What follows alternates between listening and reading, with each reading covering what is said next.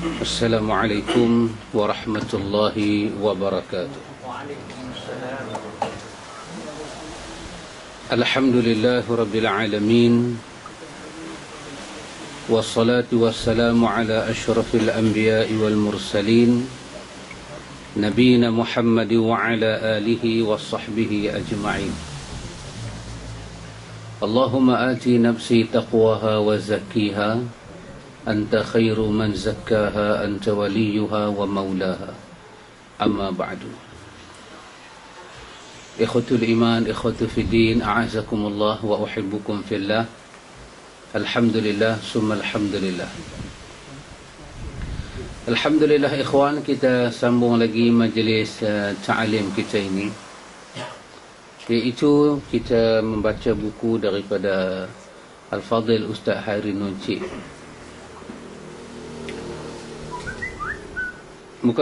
Kita sampai fakta ke-39, Wahabi dan hadis dhaif. Wahabi dan hadis dhaif. Tapi kita tukarlah tomahan ke-39 dan fakta ke-39. Artinya tuduhan. Tuduh menuduh ni berlaku dalam dunia akhir zaman. Selalu kita katakan, orang tanya kita, awak Wahabi ke? Tak, kita bukan Wahabi. Kita bukan Wahabi. Orang tua-tua dulu kata apa? Kami bukan Wahabi, kami ikut Nabi. Kami bukan ikut Mekah, Madinah, kami ikut Quran dan Sunnah. Orang tua-tua dulu. Kan? Bagus juga bahasa mereka kan? Tapi kalaulah kerana mengikut Quran dan Sunnah dikatakan Wahabi, maka kita terimalah. Kalaulah kerana kita mengikut Quran dan Sunnah kita dituduh Wahabi, kita terimalah. Tapi kita bukan Wahabi. Tak ada kena-mengena. Habis kalau sebelum Muhammad bin Abdul Wahab hidup, umat Islam tu nak buat nama apa? Ya, 1115 Hijrah. Islam datang ketika Nabi diangkat menjadi Rasul. Jadi sebelum dia lahir, umat Islam tu nak panggil nama apa? Imam Syafi'i ada, dia tak ada lagi. Itu nak kata apa? Pasal itu tak benar kalau menisbahkan kita sebagai Wahabi. Dan tak benar juga kalau menisbahkan kita sebagai Asy'ariyah. Sebab zaman Asy'ariyah tak hidup, nak ikut apa? Syafi'i ikut apa? Abu Hanifah ikut apa? Ahmad bin Hanbal ikut apa? Imam lebih tua daripada Imam Syafi'i, Imam Al-Auza'i, dia ikut apa? Al-Hasan Al-Basri. Tabi'in, tak jumpa Nabi tapi jumpa sahabat, mereka ikut apa? Kalau Islam itu dinisbahkan kepada Asy'ariyah dan Islam itu dinisbahkan kepada Wahabi, pincang agama kita.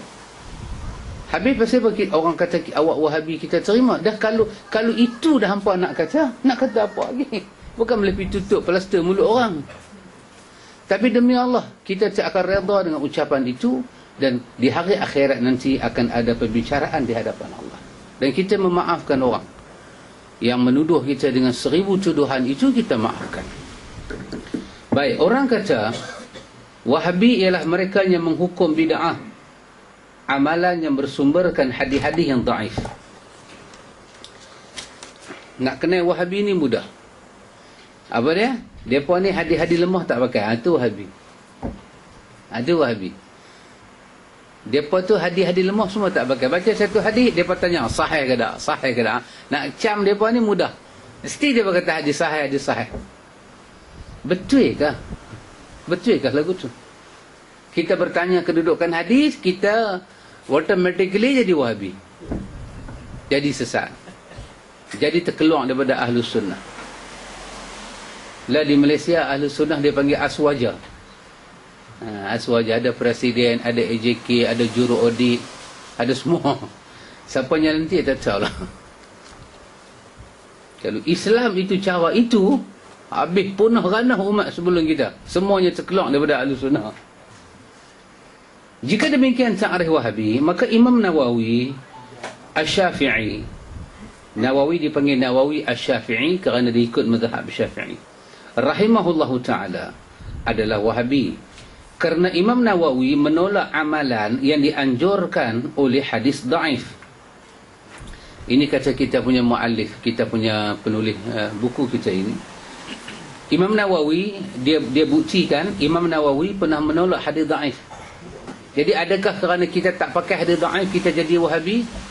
Kalau tolak hadis dhaif itu tanda Wahabi, maka Nawawi lah Wahabi. Tengok di mana. Dia kata anna sunnah fi salam min as-salah an yaqula assalamu alaikum. Assalamu alaikum.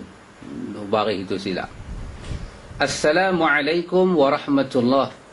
An yaminihi assalamu alaikum warahmatullah an shimalihi. Wala yusanna ziyadah wa barakatuh. Wa an kana qad jaa fi hadith ad-dha'if wa ashara ilayha ba'd al-ulama walakinnaha bid'ah iz lam yasihhu fiha hadith wa ghayruhu fi tarkiha. Ini bukan hadis, ini perkataan Imam Nawawi. Kata Imam Nawawi, sesungguhnya apa yang menjadi sunnah bagi salam dalam salat ialah dengan berkata Assalamualaikum warahmatullah sebelah kanan dan Assalamualaikum warahmatullah ke sebelah kiri. Itu sunnah. Tidak disunatkan menambah wa barakatuh.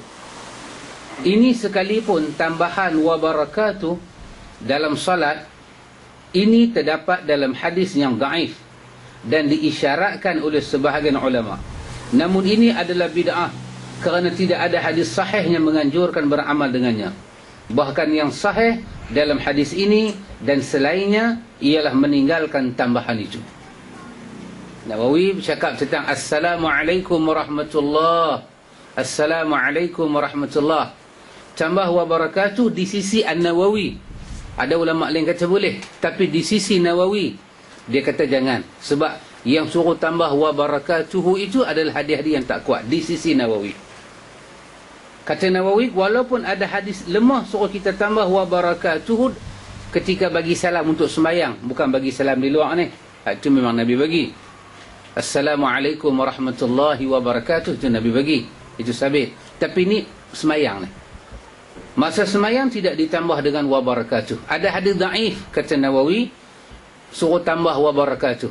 Tak usah kita pedulikan kerana hadis itu hadis dhaif. Baik, kalaulah Wahabi itu tolak hadis dhaif, maka Nawawi ni macam mana? Ini dia kata boleh rujuk dalam kitab Al-Minhaj Syarah Sahih Muslim. Iaitu Syarah Sahih Muslim ada sekarang ni banyak jilid ikhwan. Ada terjemahan Melayu sekarang ni, masya-Allah. Boleh beli. Boleh beli, boleh buat semakan. Orang kita bagi salam, Assalamualaikum warahmatullahi ta'ala wabarakatuh. Ini luar sembahyang. Yang banyak buat ni al-fadhil lah. Pun kita tak kata apa. Cuma kita kata Nabi tak pernah tambah ta'ala wabarakatuh. Itu saja. Nabi bagi salam, Assalamualaikum warahmatullahi ketika selesai sembahyang. Adapun ketika jumpa orang baca khutbah bersalaman macam ni, Nabi akan kata Assalamualaikum warahmatullahi wabarakatuh. Nabi kata Assalamualaikum warahmatullahi wabarakatuh. Ni luar sembahyang lah, bukan dalam sembahyang tadi. Adapun ustaz-ustaz kita, ulama kita kata Assalamualaikum warahmatullahi ta'ala wabarakatuh. Apa kita nak kata? Kita tak kata apa? Kita kata kita ikut salam cara Nabi. Itu saja kita kata. Oh, hang sikit-sikit ikut Nabi. Habis tambah ta'ala ni, apa Yahudi ke? Apa pun tak kata apa. Apa masalah ni? Siapa pun tak kata apa. Kita kata kita nak bagi salam macam Nabi. Hang sakit hati pasal apa? Macam bomo kan. Bomo duk jampi-jampi, tak tahu kawan tu melupak ujung tu. Hang melupak pasal apa? Should be wrong somewhere. Hang ni ada masalah. Tak apalah, awak nak bagi, awak bagi ya. Assalamualaikum warahmatullahi ta'ala wabarakatuh. Allah tambah ta'ala saja. Takkanlah tambah ta'ala tu masuk neraka. Dah, tak kata masuk neraka. Cuma kata Nabi tak tambah. Kata Nawawi, walaupun hadis itu dhaif suruh tambah luar sembahyang, kami tak akan tambah wabarakatuh. Kami akan kata Assalamualaikum warahmatullah. Nak cuba bayang macam mana? Jadi kadang-kadang kita macam mana hilang pertimbangan. Kita macam hilang pertimbangan. Kita rasa kita tak, sampai hari ini Allah tak bagi pada kita satu rezeki iman Iaitu iman kita rasa maneh boleh buat sebiji macam Nabi. Maneh. Kita kalah dengan Bollywood. Kita kalah dengan Hindustan. Kita kalah dengan hero Hindu dan hero Hindustan. Dia boleh rasa maneh bercinta. Dia boleh jumpa lah dia punya haji dia tu. Kira habis. Kita boleh jumpa dengan hadis yang sahih ni, masih jiwa kita ragu. Sekurang-kurangnya dalam bab ni Nabi bagi salam, Assalamualaikum warahmatullahi wabarakatuh, dalam ceramah, dalam khutbah, dalam kuliah. Kita kata Assalamualaikum warahmatullahi ta'ala wabarakatuh. Kita tak dianugerahkan nikmat nak bagi macam Nabi. Bukan kita bincang salah ke tak salah, bukan kita bincang bid'ah ke sunnah, tidak. Kita bincang awak lidah kita ni tak boleh kita pi ejeh dia, kita asah dia macam kekasih kita Rasulullah. Itu saja. Dan proses ni nak bagi orang faham satu proses yang Wahabi pula. Wahabi memang sikit pun dia tak mau tambah. Dia sikit-sikit nak ikut cara Nabi. Larat nak ikut cara Nabi semua. Lagu tu dia cakap kita. Tak mesti Nabi tak buat, kita tak boleh buat. Kadang-kadang Nabi tak buat, pasal Nabi nak bagi peluang, kita buat. Lagu tu punya otak. Kita duk makan bubuk gandum pun tak ada otak lagu tu. Ada kan Nabi tak buat, Nabi nak bagi peluang kita buat. Ini ibadah. Kalau dunia, betul lah. Ini ibadah. Dalam ibadah khusus, dalam akidah, tidak ada bid'ah hasanah. Tak ada. Bid'ah hasanah ni kalau nak ada dalam hidup kita, dalam dunia ni. Mikrofon pakai kereta. Nabi kata, buatlah macam mana pun. Antum a'lamu bi umuri dunyakum. Dalam ibadat, dalam sembahyang, dalam akidah, tidak ada bid'ah hasanah. Ijtihad akan terbatal kalau kita jumpa nas dalam ibadat. Qiyas tidak dipakai dalam ibadat yang khusus. Qiyas dipakai dalam muamalat, dalam jual beli. Dalam fiqh zakat kita pakai qiyas. Dalam sewa menyewa kita pakai qiyas. Tapi dalam sembahyang, dalam sembahyang, macam mana nak sembahyang, macam mana nak akidah, kita tak pakai qiyas. La qiyasa fil ibadah. Nak terang benda ni pada orang, dia jadi satu macam punya masalah.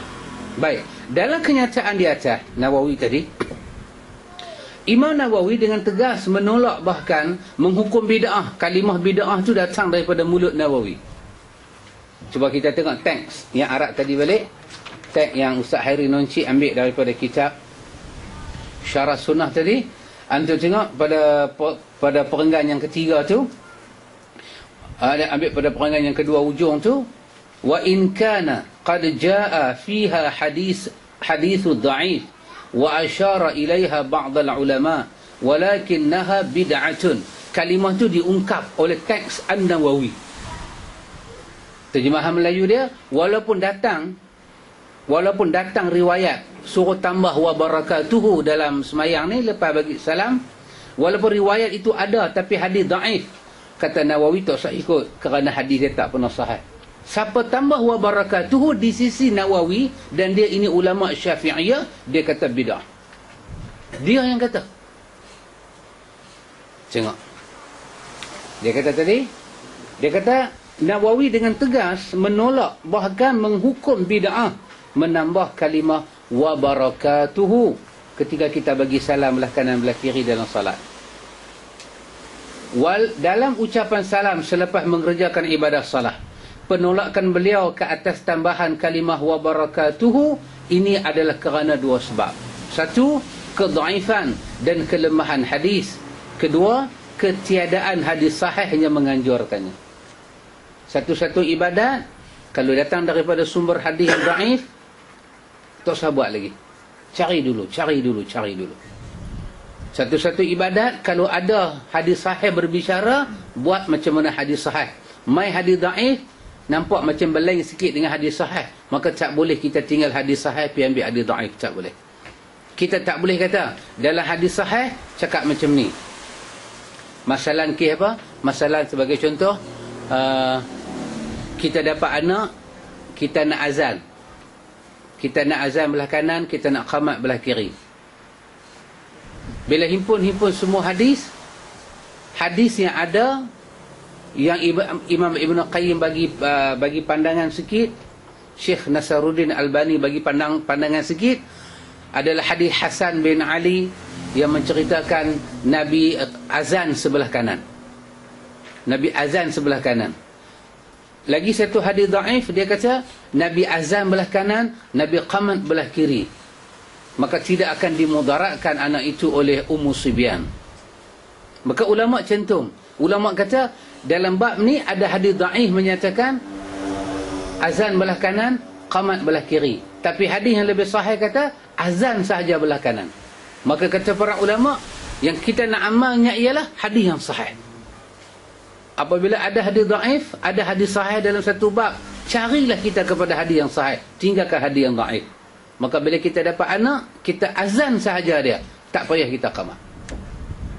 Kalau orang tanya pasal apa, kita kata riwayat ini lebih diterima di sisi ulama hadis. Itu saja.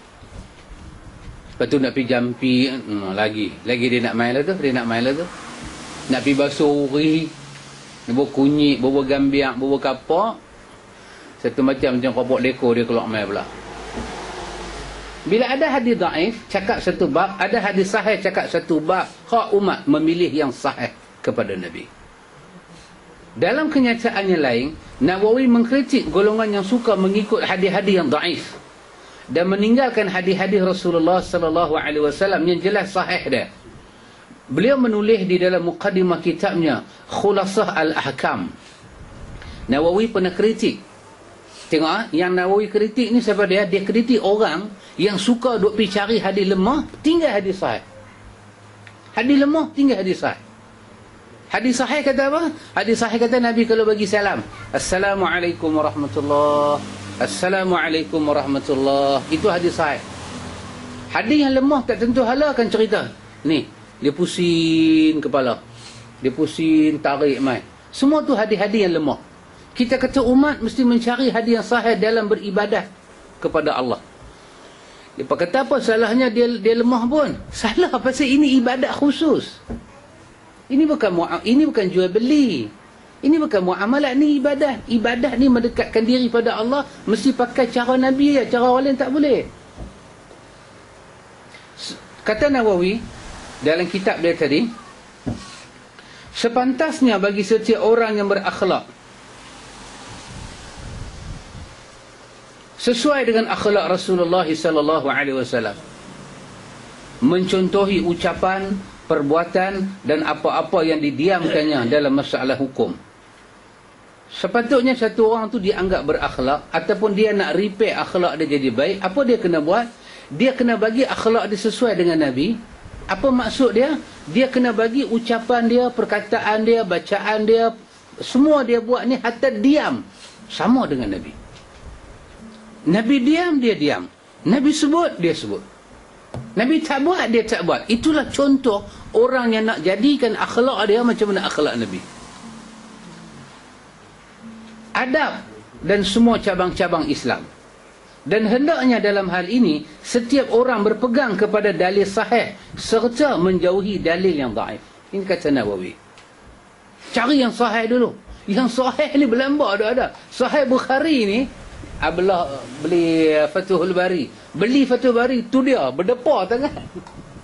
Baru Abdullah baca jilid 7. Duk ada berapa Abdullah? 33 jilid. Yang sahih ni pun tak dah baca. Dia duk pergi korek yang lemah. Dia duk pergi korek kelebihan maulud Nabi. Kelebihan maulud Nabi tu bukan kata lemah, kalang kabut terus. Kata Nawawi, jangan terpedaya oleh orang-orang yang menyalahi sunnah yang sahih. Kita jangan jadi keliru. Orang kata apa? Bahasa lah kata apa? Confuse. Jangan jadi confuse. Jangan jadi muskil, jadi iskal. Jangan. Jangan bertaklid kepada orang yang berpegang kepada hadis-hadis dhaif. Ini di mana kita boleh tengok? Kita boleh tengok dalam sahih kitab Al-Azkar wa Dhaif. Al-Azkar, setiap kitab-kitab dalam mazhab Syafi'i ini datang para muhaqqiq. Buat balik, susun balik hadis-hadis itu. Yang mana lemah dia kata lemah, yang mana dhaif dia kata dhaif. Jadi soalan dia, kalaulah ikhwatul iman suruh semak balik riwayat-riwayat kita buat, yang dhaif kita tinggalkan, cari yang sahih dulu. Kalaulah kita buat macam tu, kita dituduh Wahabi. Maka orang yang tuduh Wahabi pada orang buat lagu ni adalah orang yang tak fikir panjang dan tak pernah baca sirah para ulama. Tapi heran, orang macam ni dapat tempat. Orang lagu ni, dia interview orang lain bagi tauliah. Tak mampu kita. Bukan tak mampu saya, tak mampu sahabat nak ambil tauliah. Saya tak ambil Nanti dia patut cari, sahabat dia patut tak cari pasal ada tauliah. Tak mampu kita. Pada tanya kita apa pandangan tuan tentang hadis dhaif, kita kata tinggal set dulu cari yang sahih. Dia kata dia kata ni main nak panggil kenduri kan nak ambil tauliah. Dia kata main ambil tauliah Kita cakap elok-elok sikit. Dia terus kita cakap elok-elok. Yalah, dia kata Nawawi itu satu je ulama dalam mazhab Syafi'i, banyak lagi ulama lain. Hadis dhaif tu lebih baik daripada otak sendiri. Dia kata macam tu. Kita kata tak sah, reserve sah. Tak sebelah. Cari yang sahih dulu baru kita beramal. Semayang batas, semayang ke sah, semayang ke syarat, semayang ke masuk dalam semayang ke luar semayang ke. Cari yang sahih dulu. Albani pun dah buat. Sebelum Albani, Ibn Qayyim pun dah buat. Ibn Taymiyah pun dah buat. Nawawi pun dah buat sifat salat Nabi macam tu. Kita pergi semak lah tengok. Kita mau dengar. Baik, tengok lagi. Bukankah Imam Nawawi dan Al-Hafiz Ibn Hajar Asqalani membolehkan beramal dengan hadis yang dhaif? Kita duk kata cari dulu hadis yang sahih. Ustaz Hari Nonci buka satu bab. Bukankah kita pernah dengar istilah orang kata tak apa kita beramal dengan hadis yang dhaif ni, tak apa. Baik, tengok dia jawab macam mana. Benar bahawa Nawawi dan Al-Hafiz Ibn Hajar Asqalani ialah orang membolehkan orang ramai beramal dengan hadis yang dhaif. Di satu tempat dia kata boleh. Namun kebolehan menurut beliau bukanlah secara mutlak, akan tetapi dia terikat dengan beberapa syarat seperti berikut. Tengok. Boleh amal hadis dhaif tapi ada syarat. Ada syarat. Tapi perangai kita yang mula apa dia? Cari dulu hadis. Ni tak cari. Bukanlah saya mengumpat sikit lah. Daripada umur 20 panjang sampai umur 55, hanya baca satu kitab saja, Muniyatul Musalli. Lain kitab tak mau baca. Macam mana nak buat? Daripada umur 20 sampai umur 40, Sahih Bukhari tak pernah belajar, Sahih Muslim tak pernah belajar, Sunan Sitah jauh sekali. Macam mana nak faham? Lepas tu kita ambil Sahih Bukhari, kita tolong baca. Dia tanya kita, guru hang siapa? Hang ingat senang kan nak baca kitab tu? Kitab ni semua kitab besar-besar. Kita kena start dengan yang kecil. Lah berapa lama nak start dengan yang kecil ni? Kita dah umur 41, 42 dah. Kita dah mengaji pondok 4 senawi. Masa tu dah duk mengaji dah kitab ni semua. Start dengan Hidayatul Subyan, Muniyatul Musalli, Sulam Al-Mubtadi, Kifayatul Muhtadi, Matla'ul Badrain, Usya'ul Afrah. Semua dah start dengan kitab tu. Maka dah keluar dah daripada pondok, duk mengajar orang dah. Bacalah pula Sahih Bukhari. Ingat senang kan nak baca Sahih Bukhari? Semua kita Arab. Tak ada susah apa Terjemahan melambak dah. Jumpa belah. Terjemahan melambak dah. Terjemahan tak boleh. Tak apa, boleh. Baca terjemahan, lepas tu pergi jumpa tokoh-tokoh hadis yang duk ada. Yang mereka ni reti Arab. Mereka ni kalau mimpi pun cakap Arab. Tokoh-tokoh hadis ni. Pergi jumpa mereka tanya. Nak tanya siapa? Siapa dalam Pulau Pinang tahu hadis? Nak sebut nama kah? Kalau sampai tak tahu sangat. Pergi tanya Profesor Dr. Radhi. Pergi tanya Dr. Maza. Pergi tanya Ustaz Abdullah Iraqi. Ini semua khazanah-khazanah dalam negeri Pulau Pinang. Bukan kata Pulau Pinang. Dunia angkat mereka. Dunia angkat dia. Ustaz Allah Iraqi itu dunia angkat. Amerika pun ambil dia setahun 2 bulan nak mengaji hadis. Yang Amerika tangkap dia tu pasal nak mengaji hadis. Tapi tanya dia. Kita tak erti bahasa Arab. Nak belajar pun tak dan. Tanya orang-orang ni semua. Ustaz, lagu mana saya nak faham hadis ni? Ustaz, kesimpulan dia ni macam mana? Ustaz, kenapa Bukhari kata haddatsana?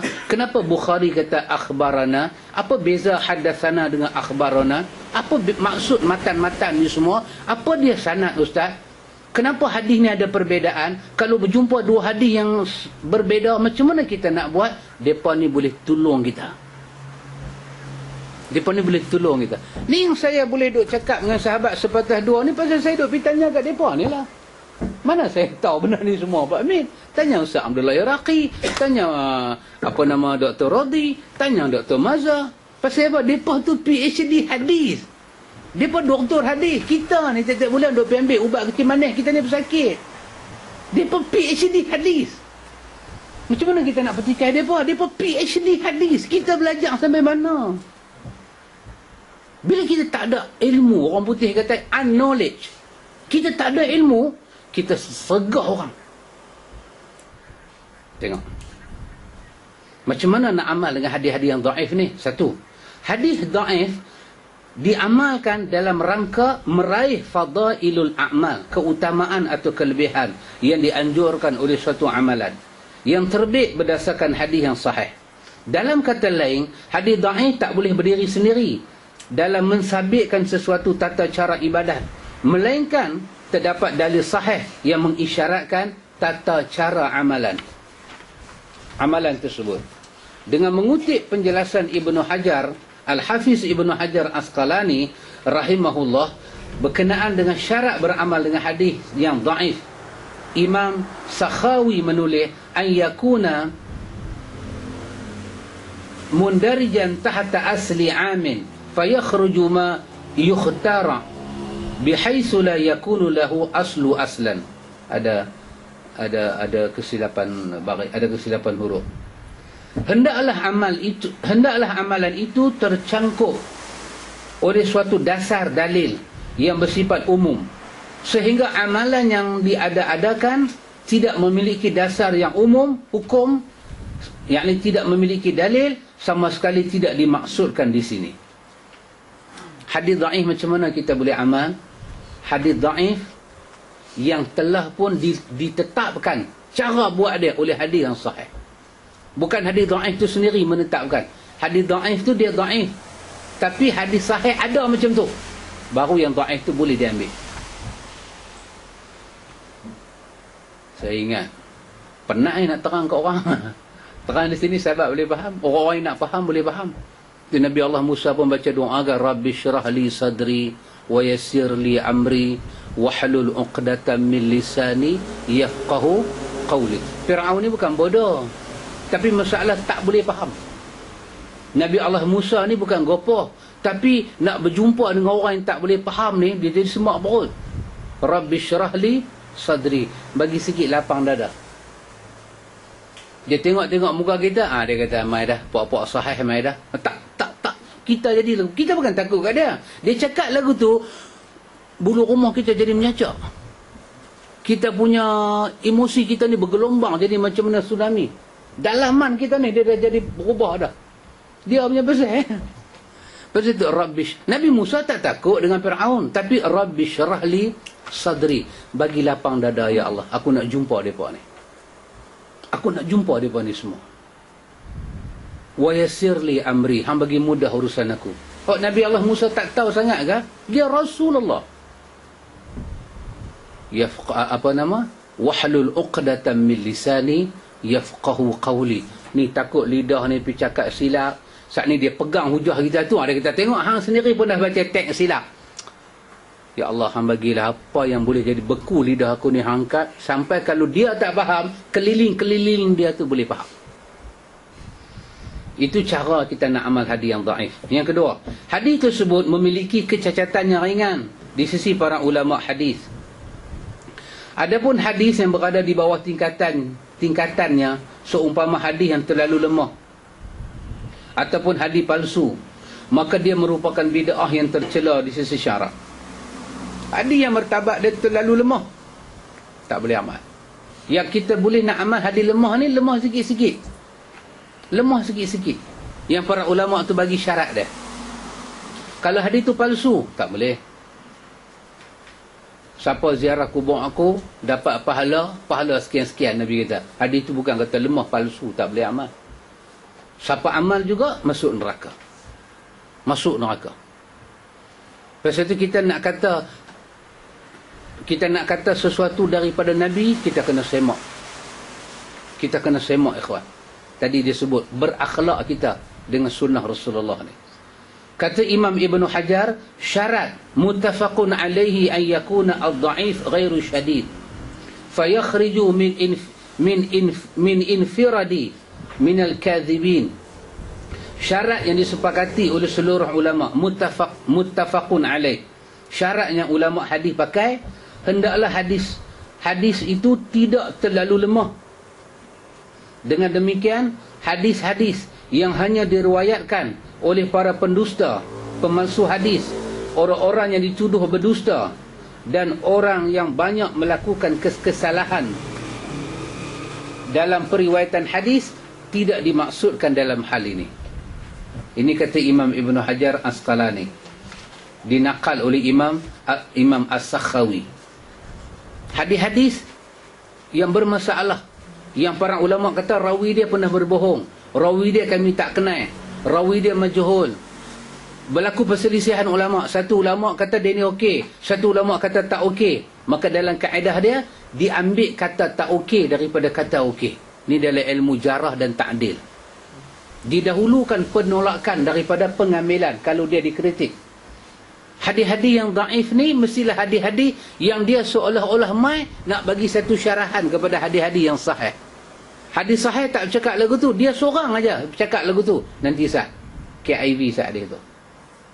Pasal tu Albani kata apa, satu pening dalam dunia ni bila manusia kata boleh berhujah dengan hadis yang daif, sedangkan dia tak tahu apa makna hadis yang daif.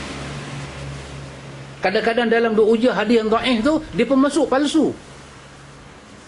Dia pemasuk hadis-hadis yang palsu. Sekejap kita akan tengok contoh-contoh dia bagi. Baik, yang ketiga, hadis tersebut tidak dinisbahkan secara terus lagi pasti kepada Nabi. Kita tengok syarat yang ketiga ni. Kata Ibn Hajar, alla ya'taqida 'inda al-'amal bihi thubutuhu li'alla yansibu ila Nabi sallallahu alaihi wasallam ma lam yuqallahu. Hendaklah ketika mengamalkan hadis-hadis dhaif ni, tidak diyakin akan kesahihan hal tersebut, supaya tidak dinisbahkan kepada Nabi suatu hal yang tak pernah disabdakan oleh Nabi. Hak ni macam mana nak buat, ikhwan? Syarat yang ketiga ni, bila kita amal hadis yang dhaif, mesti ada dalam kepala otak kita ni benda ni belum confirm daripada Nabi. Kita amal cara takut-takut. Orang amal cara takut-takut ni macam mana? Boleh baca ke dalam khutbah? Ui, jangan main-main. Saya duk cari buku-buku Melayu yang kita boleh kongsi syarat-syarat hadis-hadis dhaif ni. Kalau Arab, Muqaddimah Al-Majmu', Fathul Bari. Fathul Bari dah ada Melayu dah, boleh kongsi Muqaddimah dia. Syarah Muslim dah ada Melayu dah, Muqaddimah dia boleh kongsi. Nak terang kat orang, kalau kita sebut Nuhbatul Fikar, Nuhbatul Fikar ni kitab Ibn Hajar Asqalani pasal hadis. Tadribur Rawi, oh cantik, kitab ni kitab cukup cantik, tapi tebal-tebal macam tu dalam bahasa Arab. Dalam siduk tengok tu ada satu buku bagus, antum boleh ambil tajuk-tajuk ni daripada buku macam ni, hadis dhaif dan palsu. Hadis dhaif dia ada 2 jilid, dia ada 2 jilid macam ni. Yang seronoknya bukan himpunan dia bercakap yang kita bercakap malam ni. Dia cerita di sini, penulis kitab ni nama dia Ustaz Abdul Hakim bin Amir Abdad. Ni kalau dia main rumah Pak Long kan, Bukit Aman pula turun. Kan? Baik. Saya tertarik hak dia tulis tu pada muka surat 54, 55, 56, 57 sampai 58. Dia terang di sini, satu orang kalau nak amal hadis yang dhaif, macam mana dia kena amal. Nah, kalau sahabat jumpa buku ni, saya tengok ada buku ni rumah Pak Cik. Buku ni terselit dalam, dah ada yang ni, warna pun macam ni. Ada terselit satu saya tengok. Cuba pakcik balik, pakcik tengok. Ha. Oh, bukan yang ni lah. Oh, kau tengok rumah hikam ke? Rumah siapa? Saya rumah Pak Amir ke? Oh, tu rumah saya lah. Baik. Baik, muka surat 54. Saja saya kongsi ilmu dia. Kongsi. Kalau orang tu boleh Arab, ustaz-ustaz boleh Arab, saya sebut tadi. Muqaddimah Al-Majmu'. Muqaddimah Fathul Bari. Muqaddimah dia. Muqaddimah apa? Syarah Muslim. Ini semua bab-bab ni duduk muqaddimah lagi. Apa dia? Nuhbatul Fikar. Ibnu Hajar Asqalani. Apa dia? Tadribur Rawi. Tadribur Rawi. Siapa dia? As-Suyuti. Tebal-tebal macam tu punya ada. Hak boleh Arab, rojok kitab macam ni. Hak kita ni, kita baca buku macam ni. Pasal kita ni Arab antara boleh dengan tak boleh. Tahu ana anta tahu. Tapi dia main bunyi kelebong. Allah maaf, kita tak kat sini lah guru kita tak masuk kelas. Baik, apa dia kata? Dia kata bila kita nak amal hadis yang dhaif, satu, hadis tersebut, hadis dhaif tu khusus untuk fadailul a'mal. Tak boleh untuk akidah, tak boleh untuk hukum hakam. Tak boleh ambil satu hadis dhaif yang dia seorang-seorang solo dia. Tak disokong oleh mana-mana hadis sahih. Tak boleh kita ambil dia nak buat hukum wajib, sunat, haram, makruh, dan tak boleh guna dia untuk tafsir mana-mana ayat Quran. Dia khas untuk fadailul a'mal sahaja, kelebihan satu amal. Dua, dia panjang tapi saya ambil dia punya tu bagi kita dengar. Dua, hadis tersebut tidak sangat dhaif. Apabila hadis itu lemah, hadis itu dhaif, mungkar, batil, maka hadis yang tak ada asal usul yang ulama hadis kata, maka hadis itu tak boleh diambil. Tak boleh. Tak boleh dibawa dalam hadis-hadis yang ringan kedhaifannya. Yang boleh dibawa, kita hadis dhaif ni, hadis yang dhaif sikit-sikit aja. Bila satu orang tu dia tak pasti hadis tu sahih ke tak sahih, lagi dia tak boleh ambil. Tiga dia kata. Hadis tersebut tak boleh diyakini sebagai sabda Nabi. Sama dengan kita baca tadi. Supaya tidak terkena ancaman. Kerana dia dhaif, kita tak boleh yakin Nabi kata. Sebab Nabi kata, man kazzaba alayya muta'ammidan falyatabawa maq'adahu minan nar. Bohong ke aku, masuk neraka. Jadi hadis dhaif ni kita tak boleh bercerita ke orang. Kita kena pegang dan kita kena sorok dia macam satu kesalahan pula kita buat. 3, 4. Hadis tersebut harus mempunyai dasar umum daripada hadis yang sahih. Dia kata. Kita nak amal satu hadis dhaif, mestilah hadis sahih ada letak dasar dia. Baru hadis-hadis dhaif ni kita boleh ambil. Hadis sahih tak bercakap. Tiba-tiba kita pergi buat dia. Bahkan hadis sahih bercanggah pula dengan dia. Bercanggah pula dengan dia. Saya bagi satu contoh. Saya nak bagi kita nampak tahlil. Tak ada tajuk lain, Ustaz. Saja bas contoh ni contoh yang mudah faham. Baik, tahlil tu baca Quran ke tak? Baca Quran kan? Ke tahlil ni duk buat dikir barat ke? Tak ada, Quran lah. So, tak mana dia punya salah dia? Satu orang duduk, Al-Fatihah, baca Fatihah, Qul huwallah, tak mana salah dia? Kita kata salah dia kerana tidak ada riwayat yang sahih menyatakan begitu cara Nabi baca Quran. Tak ada. Memang tahlil itu Quran, tapi kaedah baca Quran macam tu. Kaedah baca Quran kena tunggu orang mati dulu. Kaedah baca Quran duduk ramai-ramai lagu tu. Kaedah baca Quran susun surah mana dulu, surah mana kemudian, ambil surah tu short, ambil surah ni short, himpun jadi satu wirid. Kaedah tu tidak ada mana-mana hadis sahih menerangkan itu cara Nabi baca Quran. Tak ada. Memanglah tak ada. Tetapi itu Nabi ada kata, Quran ada sebut Iqra, baca Quran. Memang Quran sebut Iqra, tapi adakah Iqra macam ni?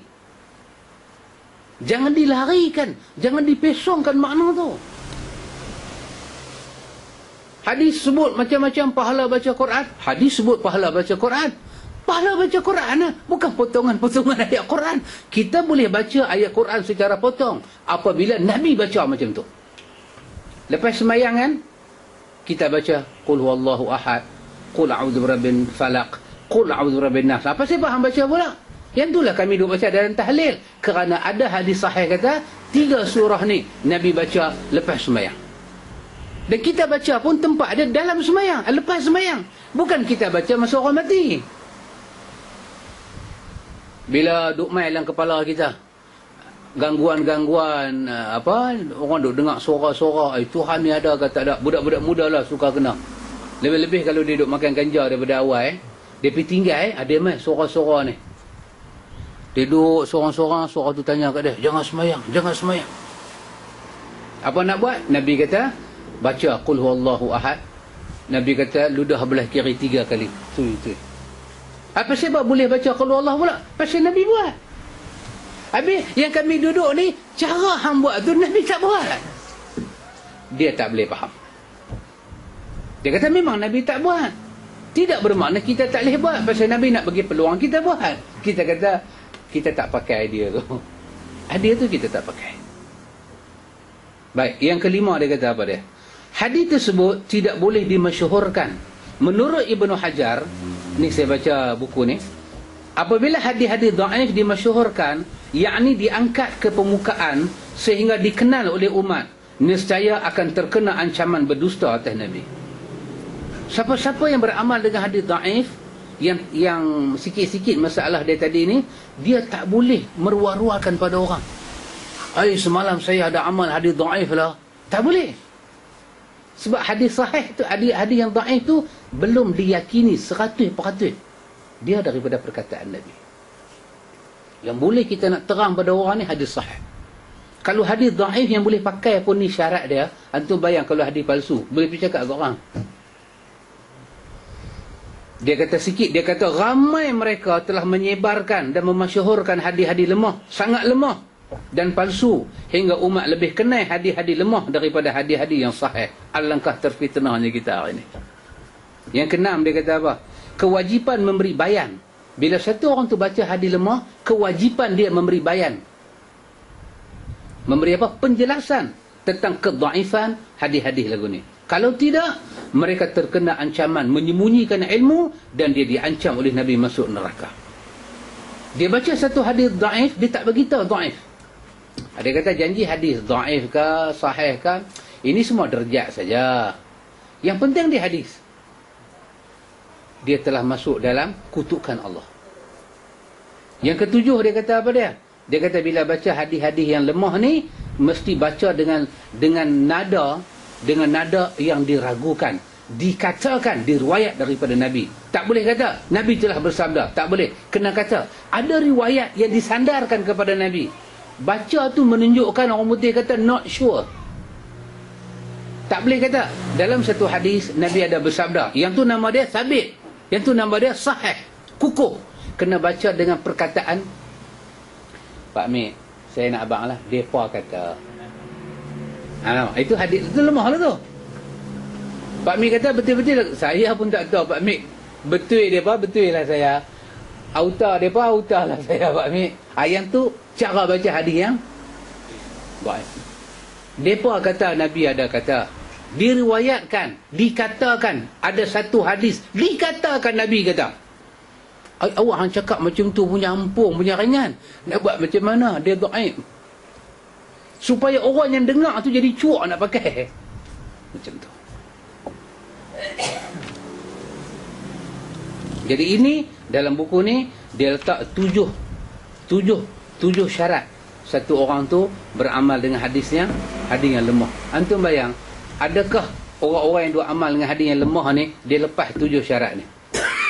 Saya ulang lagi sekali secara ringkas. Yang pertama syarat dia apa? Hadis tu hanya untuk fadailul amal. Tak boleh untuk hukum, untuk akidah, untuk tafsir ayat Quran. Tak boleh guna hadis dhaif tu untuk benda wajib, untuk benda sunat, untuk benda haram, untuk benda makruh. Tak boleh. Berdasarkan hadis dhaif ni, sunat kita buat amalan ni. Tak boleh. Dia mesti mai pada riwayat yang sahih. Yang kedua, dhaif dia itu dhaif yang sikit. Yang ketiga apa dia? Yang ketiga, tidak boleh diyakini 100% dia daripada Nabi. Yang keempat, hadis itu mesti ada dasar daripada hadis yang sahih. Yang kelima, tak boleh dicerita kepada orang macam mana dia hadis yang telah dipastikan sahih. Yang keenam, bila kita baca hadis dhaif, wajib kita memberi penjelasan di mana kedhaifan dia. Dan yang ketujuh, kita kena baca hadis dhaif itu dengan perkataan yang menunjukkan kita ni tak pasti daripada Nabi. Agak-agak Pak Mit orang duk baca hadis lemah aku ni kalau ni. Tak ada. Terus dia masuk, dia ranak. Dia masuk tu, dia ranak. Dia terjah bagi ranak. Oh, Nabi ada bersabda, siapa baca Yasin malam Jumaat, nanti dapat ampun seminggu. Lagu tu punya dia kata. Dia baca tu macam dia genggam benda tu sahih. Tengok-tengok benda tu, kelabu asap. Tengok Pak Min, bila kita terang lagu ni, apa orang kata pada kita? Wahabi. Sambung baca buku Sahiri. Sebagai tambahan, hendaklah hadis tersebut tidak bercanggah dengan sunnah Rasulullah sallallahu alaihi wasallam. Sebagai contoh, ialah dua hadis berikut menjelaskan kelebihan amal baca Yasin pada malam Jumaat. Ini contoh, bukan dia nak bangkitkan isu Yasin tu, contoh. Bila kita baca satu hadis dhaif yang kita baca, dia tak boleh bertentangan dengan hadis sahih. Kalau hadis sahih bagi kita, buat macam ni. Hadis dhaif kata buat macam ni, tapi berlawanan. Kena tinggalkan yang dhaif, ambil yang sahih. Sebagai contoh dia kata, ada satu hadis, bunyi dia macam ni. Man qara'a Yasin fi lailatil Jum'ah ghufira lahu. Hadis ni kalau kita nak tahu huraian panjang dia, boleh buka tafsir Al-Qurtubi di bawah surah Yasin. Ada macam-macam hadis pasal Yasin dibuh di situ. Dan tafsir Qurtubi ni pun dah ada terjemahan Melayu dah. Saya ingat saya duk ada dalam 9-10 jilid. Duk ada. Ataupun Ibnu Katsir, Sahih Ibnu Katsir, macam ada rumah pakcik tu. Sahih Ibnu Katsir. Buka surah Yasin, ada penjelasan dia. Siapa-siapa baca surah Yasin malam Jumaat, maka dia akan diampun. Man qara'a Yasin, siapa baca surah Yasin fi lailatil Jum'ah, pada malam Jumaat, ghufira lahu, Allah ampun dosa dia. Bukankah ni salah satu hadis menyebabkan kita gelut nak baca Yasin malam Jumaat? Kita tak kata Yasin, apa Yasin tu kalam Tuhan. Mana kita boleh kata Yasin lebih kurang. Cuma kita kata orang bersemangat baca surah Yasin, diletakkan pada malam Jumaat. Bukankah salah satunya dia pakai hadis ni? Dan lagi satu, inna likulli syai'in qalban wa qalbal Quran Yasin. Sesungguhnya segala sesuatu ada hati, dan hati Quran adalah Yasin. Bukankah ni juga hadis orang duk pakai sebagai bacaan Yasin, angkat Yasin, buat Yasin sebagai ayat jampi, buih, pasal ini hati Quran. Hadis yang pertama diriwayatkan oleh Asfihani dalam kitab dia At-Targhib wa Tarhib, dan ini adalah hadis yang mungkar.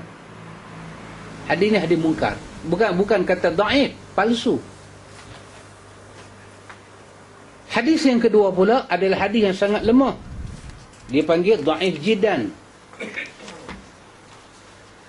Sila lihat penjelasannya dalam kitab Silsilah Hadis Ad-Dha'ifah wal Mawdu'at. Dia dalam bahasa Arab, ikhwan, dia ada 3-4 jilid. Nabi cerita pasal surah Yasin ni 3-4 jilid punya ada. Anda tahu setiap hadis, apabila para ulama bercakap pasal hadis di abang tadi, para ulama akan bagi tahu pasal apa dia lemah. Pasal apa dia lemah. Ni macam hadis kita baca ni. Hadis yang kata apa, malam Yasin itu sebagai hati Quran. Apa kata Ustaz Hairi Nonci kata boleh semak dalam silsilah Ahadis Ad-Dha'ifah wal Mawdu'at. Ini ditulis oleh Imam Albani. Imam Nasaruddin Albani.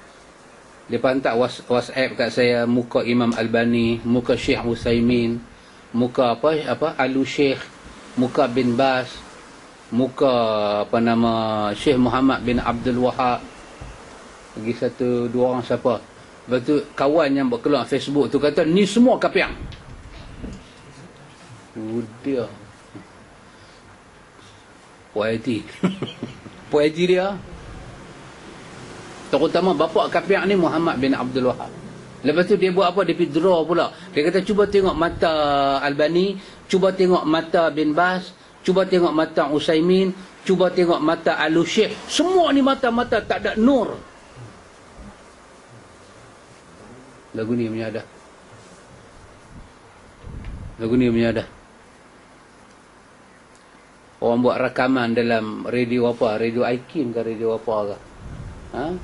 Satu Tok Syekh cakap supaya Malaysia ni tak jadi negeri Daulah Wahabiyah dan Daulah Syiah.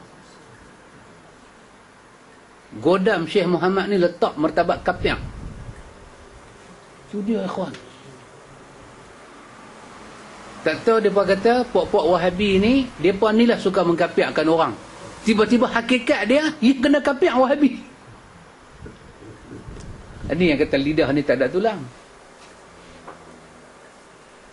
Dia duduk dengar dia duduk cakap apa. Dia duduk petikai ulama. Dia duduk kata macam tu. Kan? Dia kata kita petikai ulama. Dia gasak ulama ni sampai tak ada ayat. Dia gasak ulama ni tak ada ayat. Syok tu kawan lah bagi. Saya tak ada Facebook. Memang ni makhluk perosak pun. Saya tak mahu makhluk perosak ni. Kawan dia apa protestik macam ni lah. Kawan tu kata mereka ni hadap pergi mengaji hadis-hadis sahih ni, dia ganti nama Wahabi lah. Mereka ni semua tak ada jiwanya lapang dada. Mereka mau pandangan mereka saja orang ikut.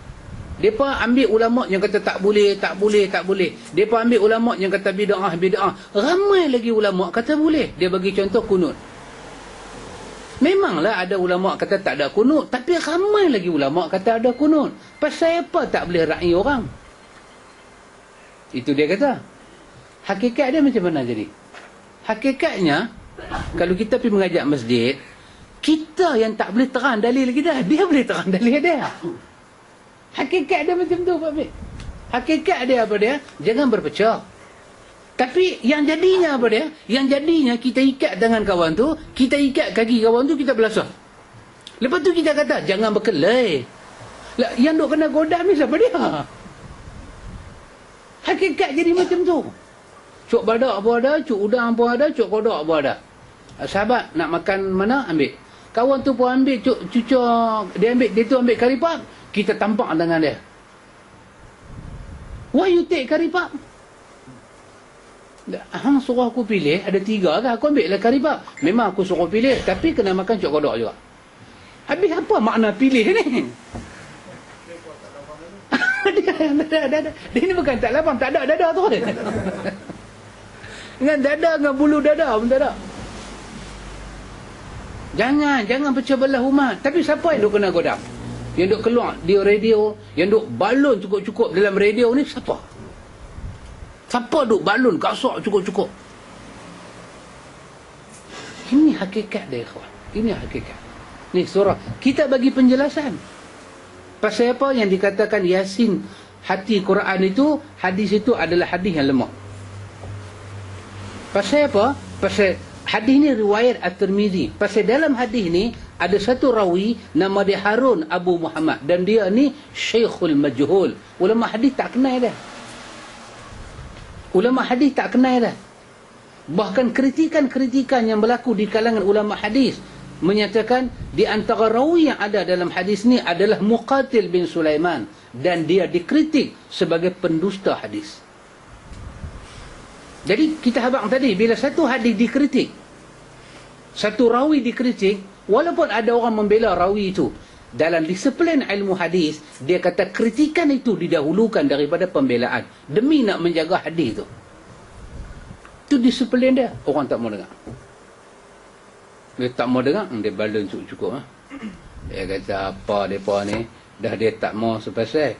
Dia pergi kempen ke orang, jangan dia ikut. Dia pergi kata macam tu, dia pergi kata macam ni, dia pergi kata lagu tu pula. Baca sikit lagi. Kedua-dua hadis ini Tajuk dia tadi, bila ada hadis lemah bertentangan dengan hadis yang sahih, kena pakai yang sahih, jangan pakai yang lemah. Kedua-dua hadis tadi, baca Yasin malam Jumaat dapat pahala. Yasin itu adalah hati Quran. Selain dia dihukum lemah di sisi para muhaddisin, dia juga bercanggah dengan hadis yang sahih seperti berikut yang menganjurkan membaca surah Al-Kahfi. Bukan saja dia bercanggah dengan hadis ni, bahkan dia bercanggah dengan pandangan Imam Syafi'i yang ada dalam Al-Um. Perbanyakkan baca surah Al-Kahfi pada malam Jumaat. Dia buka satu bab macam mana nak meraihkan malam Jumaat. Selawat bagi banyak, bersedia kita punya mental, fizikal kita untuk pergi sembahyang Jumaat. Bersedia siap-siap ada plan dah. Perbanyakkan selawat, baca suratul Kahfi malam Jumaat. Benda tu ada teks tu dalam kitab Al-Um. Dalam hadis ni Nabi kata man qara'a surat al-kahfi kama anzalat kana lahu nura yaumal qiyamah min maqamihi ila makkati. Siapa membaca surah al-kahfi sebagaimana diturunkan, nescaya baginya cahaya pada hari kiamat. Dia akan dapat cahaya. Siapa baca surah kahfi, dia akan dapat cahaya. Allah bagi cahaya dalam kubur, keluar daripada kubur sampai mahsyar, Allah bagi cahaya. Dia kata lihat lebih lanjut hukum beramal dengan hadis dhaif, sila rujuk buku penulis yang bernama Mendulang Cinta Ilahi dengan Ittiba'ur Rasul. Dia ada satu buku dia asing pula, tajuk ni. Dia ada juga bincang di situ tentang hadis-hadis yang lemah. Jadi kesimpulan tajuk yang kita baca, satu tajuk yang kita baca ni apa dia ikhwan? Bukan kita suruh orang kaji balik hadis-hadisnya orang amal tu menunjukkan kita Wahabi dah. Itu ilmu. Itu disiplin ilmu. Kita kata ni kita duk pergi atas kubur, cara kita duk baca talqin, semak balik hadis tu. Hadis tu hadis Abi Umamah. Memang ada dalam teks Imam Syafi'i. Tapi kita kena semak balik. Macam mana hadis tu mai? Macam mana kedudukan hadis tu? Ada tak hadis sahih lain? Kalau ada hadis sahih lain, kita kena ubah cara talqin kita. Kita tak boleh duk pergi talqin macam tu. Kalau hadis tu dhaif. Dan sememangnya ulama hadis menghukum hadis Abi Umamah tu dhaif. Hadis sahih lain cerita macam mana sifat talqin Nabi. Ikhwan, bila kita, ini satu benda yang saya rasa nak kongsi dengan orang-orang yang mengaji sunnah. Yang dikatakan sunnah ni, bukan setiap kali ada mayat baca talqin, dah. Ada mayat Nabi tak baca apa. Sunnah juga. Ada masa Nabi baca macam mana? Nabi duduk dekat kubur ni, orang bawa mayat, orang letak sat. Sementara orang duk prepare lubang tu, mayat duk di atas tanah, orang duk prepare. Masa tu Nabi baca talqin. Nabi kata sesungguhnya mati itu benar. Sesungguhnya kamu akan dibentangkan di hadapan Allah dengan amal kamu. Sesungguhnya mayat ni, Nabi tunjuk mayat yang tak tanam lagi tu, yang duduk atas keranda dalam kubur. Nabi kata mayat ni, dia nampak tempat dia di syurga, di tempat dia di neraka. Beramallah kamu, Allah akan mudahkan kamu ke mana. Dah habis dah. Orang ambil mayat tu, bubuh dalam kubur. Nabi tak kata apa. Nabi kambui. Nabi cakap apa siap? Nabi baca Allahumma ighfir lahu, Allahumma tsabbituhu. Ampun dosa dia, tetapkanlah hati dia. Nabi kata sepatah, istaghfiru li akhikum. Jom kita pakai istighfar untuk saudara kita, dia sedang diuji, ditanya dalam kubur. Habis. Bukan mesti kita berkeliling dalam kubur. Kita bagi satu, tak mesti. Talqin bukan dia main macam tu. Talqin bermakna bagi ingat. Dan dia boleh main dengan 1000 wajah dalam hadis. Duduk 4 tingkat mengkuang macam tu, hadis tu dhaif. Yang saya habang tadi tu sahih. Kadang-kadang tak talqin langsung. Kadang-kadang Nabi buat benda pelik pula. Macam mana mayat mayat bapa munafik kita ni kan. Nabi tak talqin terus. Nabi buat benda pelik. Nabi masuk dalam kubur, Nabi pergi baring. Sebelum dia tanam dia, Nabi ambil jubah Nabi solom ke atas kapan dia, Nabi kata tanam. Nabi tak baca apa. Mudah-mudahan Allah terima dia. Turun ayat, Allah tak akan terima dia walaupun hang baca doa 70 kali. Kena bakar dia dan mereka. Talqin dia macam tu. Kita semak balik. Cara kita talqin, semak balik. Duduk atau tingkat mengkuang. Dia saya pergi Kelang baru ni, pakcik tu dia punya takut saya nak baca talqin. Saya minta izin nak sembahyang. Lepas tu saya nak pergi keling lah. Dia punya takut saya nak baca talqin. Dah habis saya sembahyang dengan Ustaz Yub. Dah habis sembahyang, Ustaz Amar kata, Ustaz cakap lah sikit. Oh, saya nampak dah dia duduk jadi macam mana bala tentera duduk sah depan dah. Dia main tak apa, kita bacik asyik. Tak mau kacau majlis orang. Pun kata sikit sepatah, mati itu benar. Kita akan masuk dalam ni, kita akan tinggal semua. Inilah rumah yang kesudahan kita. Lah dalam WhatsApp kan, WhatsApp ni dia tunjuk rumah mampu tengok. Betul, rumah besar dia buat kan. Rumah mampu bilik, dia boleh 2 tiang. Nak pakai kereta satu, rumah mampu bilik. Rumah pasti milik, dia boleh lubang kubur. Untuk rumah pasti milik. Siapa punya akal tak tahu buat kerja ni. Tapi bagus ya, dia buat tu bagus ya. Hak mampu bilik ni kira rumah standard minister lah. Korporat. Macam kita ni rumah mampu milik tu kira rumah yang boleh milik ni lah. Kos rendah, tak ada kos. Itulah kita kan. Rakyat memang macam tu lah rakyat. Rakyat mana-mana negeri pun macam tu. Pasti milik dalam kubur tu.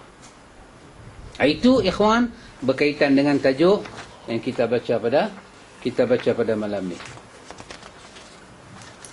Lepas tu dia main satu tajuk ni, tajuk yang ke-40, Wahabi dan Kaedah Al-Qiyas. Saya ingat kalau nak baca pun lanjut dah masa tu. Dia tak panjang tu, dia punya tu panjang. Di sini ada beberapa kaedah. Sini panjang sikit, hangat sikit. Saya nak baca perkataan-perkataan Syekh Nasaruddin Albani. Nanti kalau sahabat ada buku tu yang sifat solat Nabi tu, sahabat bawa buku tu. Saya nak petik di situ pada mukadimah dia apa kata Albani tentang tajuk ni. Buku putih tu Pak Mek kan? Ada kawan kita bagi hari tu kan, bawa sifat solat Albani tu. Minggu depan tak ada, minggu lagi satu sahabat bawa buku tu. Kita nak kaitkan dengan tajuk kita ni. Mukadimah dia tu sahabat akan terkejut apa kata Albani. Albani petik kata-kata imam-imam silam. Jadi kesimpulan ni kita baca ni apa dia ikhwan? Kita baca dia, carilah hadis-hadis sahih ni dalam beribadat. Yang kita duduk semayang, duduk baca doa ramai-ramai ni. Bukan masalah Ustaz kami buat ni benda bid'ah ke? Tak.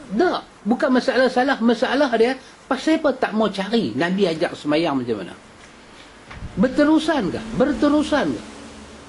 Kalau kita kata Abdullah bin Abbas pernah cerita, dia duduk di rumah dia, duduk dengar Nabi duduk zikir di masjid ramai-ramai punya kuat. Ada hadis tu, hadis Bukhari. Soalan simple aja. Bukhari yang riwayat hadis tu, apa komen ulama hadis tentang hadis tu? Sebelum kita nak buat kita punya conclusion, apa pandangan ulama hadis? Kita nak ambil hadis itu sebagai dalil. Sebelum kita jumpa hadis itu, Bukhari jumpa dulu. Sebelum kita kupas hadis itu, sebelum kita bincang hadis itu, Ibnu Hajar Asqalani, Fathul Bari telah bincang hadis itu. Apa dia kata? Apa dia kata tentang hadis itu? Adakah hadis itu menjadi dalil? Tiap-tiap semayang kita kena baca doa ramai-ramai dan kita kena zikir ramai-ramai. Kerana Abdullah bin Abbas kata, aku dengar Nabi zikir ramai-ramai dan kuat-kuat. Adakah amalan kita boleh kita pakai hadis itu sebagai dia punya asas? Bukhari riwayat. Ibnu Hajar Asqalani, ulama. Ibnu Hajar ni bukan Wahabi. Kalau sampai tahap Ibnu Hajar pun Wahabi, habis kita kena buat parti baru apa long? Kan? Kita kena buat parti baru, orang minta hak kita dalam negara ni. Apa dia kata? Apa dia hurai? Dan dalam Al-Um yang orang duk zikir ramai-ramai ni kata kami mazhab Syafi'i. Apa kata Al-Um? Apa kata Majmu' oleh Imam Nawawi tentang hadis tu? Itukah dalil? Tak. Wallahi demi Allah. Kata Imam Nawawi, ini sebagai dalil bahawa Nabi pernah ajak para sahabat dengan zikir tertentu lepas salat. Bila sahabat dah tahu, maka Nabi meninggalkan semua zikir pelan-pelan. Nabi, kata Imam Nawawi, dia ambil perkataan Ummu Salamah, isteri Nabi, dan dia bubuh dalam Al-Um. Bukan kita duk pergi reka nak cakap ke orang. Benda tu ada dalam kitab Al-Um. Kata Imam Syafi'i, Nabi zikir kuat macam mana? Macam Nabi pernah sembahyang jadi imam. Jadi imam tu, Nabi berdiri di atas mimbar. Kenapa sebab kita tak mau berdiri di atas mimbar? Hadis yang menceritakan Nabi baca zikir kuat-kuat sama dengan hadis Nabi berdiri jadi imam di atas mimbar. Mimbar menghadap kiblat, 3 anak tangga, Nabi berdiri atas mimbar. Allahu akbar. Nabi rukuk, Allahu akbar. Sami Allahu liman hamidah. Bila sujud, Nabi turun daripada mimbar, Nabi sujud. Pasal apa tu imam lah tak mau buat lagu tu? Dia kata nak mampu. Pasal apa nak mampu pula? Hadis. Kata Imam Nawawi, kata Imam Syafi'i, begitulah Nabi pernah jadi imam di atas mimbar. Begitulah Nabi pernah berzikir kuat-kuat, tapi untuk satu masa sahaja, bukan sepanjang masa. Pasal apa orang tak boleh puas hati dengan keterangan itu? Yang hurai itu ulama hadis. Macam orang duk baca hadis, Nabi pernah makan kenduri arwah lah. Siapa kata Nabi tak pernah makan? Dia pun main satu riwayat hadis. Nabi balik daripada pergi tanam lelaki perempuan tu sudah kata kat Nabi, ya Rasulullah, mai syak rumah. Tanam lelaki dia, Nabi pergi rumah, dia nak tanya hukum hakam apa. Sambil dia tanya hukum hakam, dia buat ayak bagi kat Nabi. Nabi makan. Bukankah lelaki dia baru mati, baru pergi tanam, kubur masih basah, dia dalam edah, Nabi makan rumah dia. Inilah dalil paling kuat kenduri arwah tu wujud. Okey, kalau itu dalil dia, soalan dia mudah sangat. Apa kata ulama hadis tentang hadis tu? Sebelum kita nak buat conclusion kita beranak bila? Kita beranak tahun 74, kita beranak tahun 77, kan? Kita beranak tahun 82, kan? Kita ni, umur kita ni muda. Orang tua-tua kata apa? Umbun tu lembik lagi, Amir. Nabi tu macam mana? Ulama hadis jumpa hadis ni. Apa kata ulama hadis? Imam Tirmizi jumpa hadis itu, Abu Daud jumpa hadis itu, Al-Hakim jumpa hadis itu. Apakah kesimpulan mereka? Kesimpulan mereka, hadis itu palsu. Kesimpulan mereka. Kita ambil semua hadis ni, kita tolak bagi masyarakat dengar. Dia kata apa kat kita? Hang Wahabi. Senang dikutip. Apa dia ni? Dengar tak mau kalau kita baca tak betul. Kalau Ustaz Hari Noncik tulis buku lagu ni tak betul, senang. Dia dua habang rojokan tu, kita klik lah, kita search lah, kita cari. Betul ke ada kitab yang nama Syarah Sahih Muslim ni? Betul ke ada kitab yang nama Fathul Bari ni? Betul ke? Kalau tak mau tanya orang, pergi library. USM ni ada library. Buku Arab pun ada, buku masuk, pergi menyelit, pergi belah kitab Arab, dia tulis buku agama, cuba tengok, dia bagi nota kaki, muka surat sengap-sengap. Tak mau kalau ni dengan kemudahan internet ni kan, duduk di rumah aja goyang kaki. 6 kitab sunan kita boleh berkeluar dengan syarah-syarah bahasa orang putih, bahasa Arab, semua ada. Tapi yang tu pun tak mau. Kesimpulan dia senang aja, hampa Wahabi. Pasal tu hampa tak mau doa ramai-ramai. Pasal tu awaitun akhitun pun hampa tak mau. Hampa ni Wahabi. Hampa ni geng Albani. Hampa ni geng Muhammad bin Abdul Wahab. Hampa tak terpakai punya orang. Kalau duk bagi muka kat hampa, kami tak ada muka.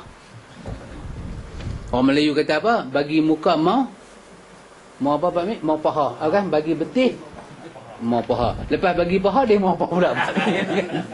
Pasal dia pelan duk naik. Ikam gelak Pak Mik. Ikam gelak tu yang maknanya riwayat. Ada riwayat tu betul lah. Jadi lepas ni insya-Allah ya kawan, kita akan masuk lagi satu tajuk, Wahabi dan kaedah al-qiyas. Kita qiyas, dia kata. Kita qiyas. Kita buat ni semua kita qiyas. Apa dia qiyas ni? Kita akan tengok insya-Allah. Wallahu a'lam. Ikhwan, ini ada buku baru Pak Mik cetak, Pak Mik photostat. Tajuk buku ni Balighu anni walau ayah. Saya dah tengok dia himpunkan semua hadis-hadis sahih. Ada Pak Mik photostat banyak-banyak untuk kita saja buat tabung menabung. Kita nak